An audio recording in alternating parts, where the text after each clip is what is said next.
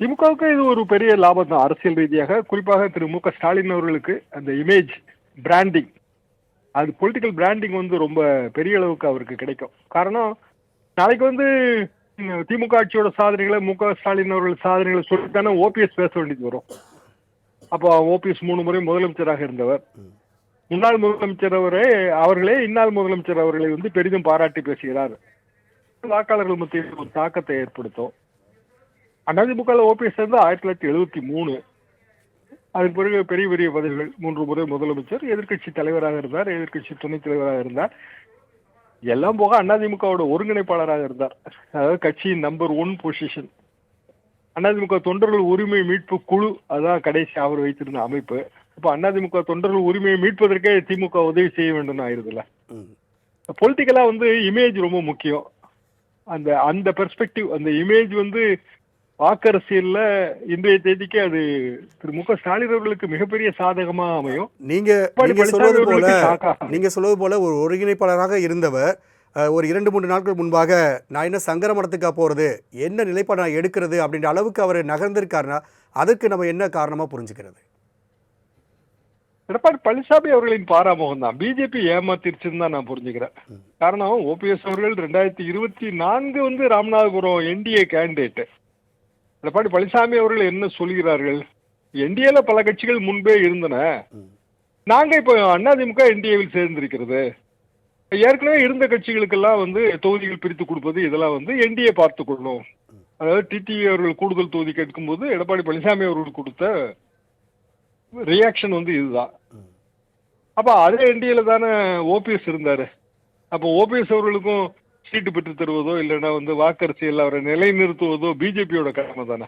இன்னும் சொல்லப்போனால் பிஜேபி தலைவர்களோட ரொம்ப நெருக்கம் பாராட்டியவர் ஓ பன்னீர்செல்வம் அவர்கள்.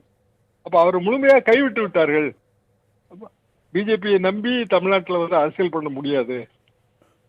எங்களுக்கெல்லாம் மகிழ்ச்சி தான். காரணம், தேசிய அரசியல்ல நேஷனல் ஓட் பேங்க் எல்லாம் அதெல்லாம் அகற்றி விட்டு தானே 67 திமுக ஆட்சி வந்தது அண்ணா தலைமையில. அப்ப தேசிய ஓட்டு வங்கி என்பது தமிழ்நாட்டில் தேசியத்துக்கு மரியாதை இருக்கிறத விட தேசிய ஓட்டு வங்கிக்கு இடம் இருக்கக்கூடாதுங்கிறதா எங்களோட கருத்தாக இருந்தது. இது வந்து மாநில கட்சிகளின் பூமி. அதிமுக இருக்கும், திமுக இருக்கும், மாநில கட்சிகள் இருக்கும். தேசிய கட்சிகள் இங்கு வந்து ஆட்சி அதிகாரத்தில் பங்கு பெறக்கூடாது, இவ்வளவுதான். அப்படின்னா இப்ப காங்கிரஸ் கட்சிக்கு இதுல ஒரு செக் வந்துருதுல, ஓபிஎஸ் அட்மிட் பண்றது மூலமாக. காங்கிரஸ் கட்சிக்கும் மு க ஸ்டாலின் அவர்களோட அந்த பொலிட்டிக்கல் பிராண்டிங் கூட இருக்கு.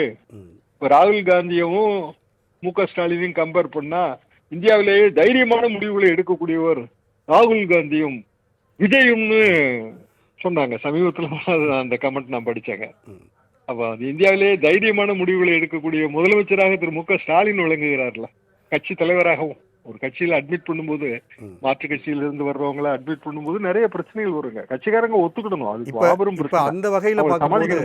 அந்த வகையில பார்க்கும்போது இப்ப தேனி அப்படின்னு வரும்பொழுது டிடிவி கிட்ட இருந்து விலகிய தங்க தமிழ்ச்செல்வனுக்கு எம்பி பதவிகள் வழங்கப்பட்டது.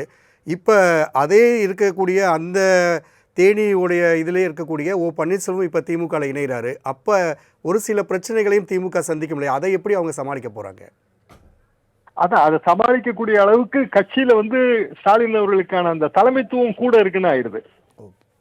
ஜெயலலிதா அம்மா காலத்துல கட்சியில அட்மிட் பண்றது, சேர்க்கிறது, நீக்கிறது எல்லாமே வந்து சிங்கிள் லீடர்ஷிப் டிசிஷன். அதனாலதான் வந்து அதிமுக இரும்பு கோட்டைன்னு சொல்லுவாங்க.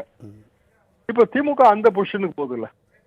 மு க ஸ்டாலின் அவர்கள் கட்சியின் தலைவர், கட்சியின் தலைவர் எடுக்கிற முடிவுக்கு கட்சி அப்படியே கட்டுப்படுகிறது. அதனால ஓபிஎஸ் அவர்களுக்கு போடி கொடுத்தாலும் திமுக கட்சியில எதிர்ப்பெல்லாம் வராது. காரணம், கட்சியை வந்து அந்த கட்டுக்கோப்பா கொண்டு போயாச்சு. பொதுவாகவே வந்து மாற்று கட்சியிலிருந்து இணையும் போது உண்மையிலேயே சொந்த கட்சிக்குள்ள பல பிரச்சனைகள் வரத்தான் செய்யும். அதையெல்லாம் சமாளிக்கக்கூடிய ஆற்றல் வந்து கட்சி தலைமைக்கு இருந்தா பிரச்சனையே கிடையாது. இந்த ஆற்றல் அப்படின்னு பார்க்கும்பொழுது கொஞ்ச நாளைக்கு முன்னாடி தேமுதிகவையும் சேர்த்தாச்சு, இப்ப ஓபிஎஸ் அவர்களும் இணைஞ்சிருக்காங்க. இது எதிர்கட்சிகளுக்கு எப்படி ஒரு பெரிய சவாலை உண்டாக்க போகுது இந்த தேர்தலில்? தேமுதிக தனி கட்சி கூட்டணியா தான் இணைஞ்சிருக்காங்க. அது கூட்டணிகள் மாறுவதை நம்ம தொடர்ந்து பார்க்கிறோம். அதிமுகவோட தொண்டர்கள் உரிமை மீட்பு குழுவோட தலைவர் வந்து அதிமுகவின் பழைய ஒருங்கிணைப்பாளர், முன்னாள் முதல்வர் 3 முறை, அவர் திமுகவில் இணைகிறார். திமுக பாரத்தை கட்சி விண்ணப்பத்தை ஃபில்அப் பண்றாரு. திமுக துண்டை வந்து முதலமைச்சர் போர்த்து விடுகிறார். திமுகவில் தன்னைத்தானே வந்து ஐக்கியப்படுத்திக் கொள்ளும் போது திராவிட ஓட்டு வங்கி ஒன்றிணைய வேண்டுங்கிற அந்த பிராடர் பிரின்சிபலுக்கு இது போகுது இல்லையா? இது 1979 எடுத்த முயற்சியில திராவிட ஓட்டு வங்கி ஒன்னா இருக்கணும், அப்பதான் நல்லது, தமிழ்நாட்டுக்கு நல்லது. 79 முயற்சி பிஜு பட்நாயக் வந்து எடுத்த முயற்சி. எம்ஜிஆர் கலைஞரே அதுக்கு ஒத்துக்கிட்டாங்க. 2 பேரும் சேர்ந்தே பிரஸ் மீட் கொடுத்துருக்காங்க. அந்த முயற்சி மேலும் மேலும் வலுப்பெறுகிறது. அதுல வந்து ஒரு மகிழ்ச்சி தான். அந்த வகையில் இப்போ திராவிடம் செய்த ஒரு ஓட் பேங்கை வந்து திமுக நிலைநிறுத்தணும் அப்படின்னு இந்த முயற்சி எடுக்கும் பொழுது இந்த தேர்தலில் தாவேக்காவும் தன்னுடைய பங்குக்கு பல்வேறு பேச்சுவார்த்தை நடத்தி வருதுன்றதை நம்ம பார்க்க முடியுது. செங்கோட்டை இருக்கக்கூடிய அந்த ஒரு இடத்துல இருந்து ஓபிஎஸ்க்கு அழைப்பு வந்திருந்து அவர் ஏன் அங்கே போகாமல் திமுகவை தேர்ந்தெடுப்பாருன்னு நீங்கள் பார்க்குறீங்க? விஜய் வந்து அந்த திராவிட ஓட்டு வங்கியை ரெப்ரசன்ட் பண்ணலன்னு அவர் நினைக்கிறாரு. திராவிட சித்தாந்த கொள்கைகளை சொல்வதால் மட்டுமே திராவிட ஓட்டு வங்கியை ரெப்ரசன்ட் பண்ண முடியாது. நீங்க டெல்லி ஆதிக்கத்தை எதிர்க்கணும். தமிழ்நாடு டெல்லிக்கு ஆல்வேஸ் அவுட் ஆஃப் கண்ட்ரோல் அப்படின்னு ஸ்ட்ராங்கா சொல்லணும்ல. முதலமைச்சர் சொல்றாருல. விஜய் அப்படி எதுவுமே சொல்றதே இல்லைங்களா? அவர் திமுக தீய சக்தின்னு சொல்றாரு. அப்படிப்பட்ட விஜயோட வந்து எப்படி போய் உறவு வைத்துக் கொள்ள முடியும்? செங்கோட்டையின் அழைப்பு விடுத்தாரு. நீங்க சொல்றது சரிதான், செங்கோட்டையின் அழைப்பு விடுத்தாரு, வரும்னு கூட அவங்க நினைச்சிருப்பாங்க.